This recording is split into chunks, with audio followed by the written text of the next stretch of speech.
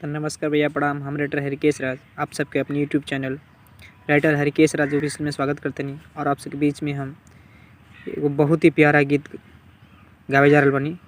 अगर इमें कोनो प्रकार की त्रुटि हो जाए तो क्षमा करके कष्ट करब। तो आई सुनी कैसे बा।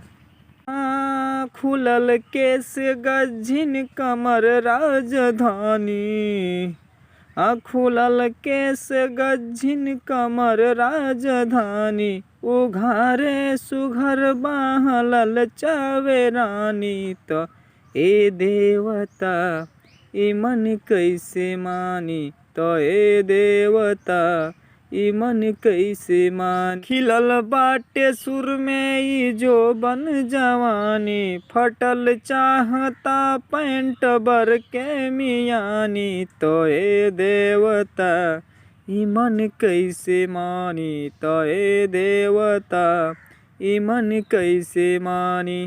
खुला छोड़ देले जवन बाड़ू जुल्फी, भइल जात बाड़े कई लोग कुल्फी।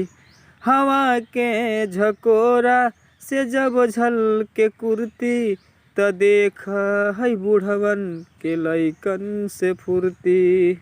अब बनावट बदन के लिखत बा कहानी, कमर हो कि तामा के हउए कमानी। तो ए देवता ई मन कैसे मानी, तो ए देवता ई मन कैसे मानी।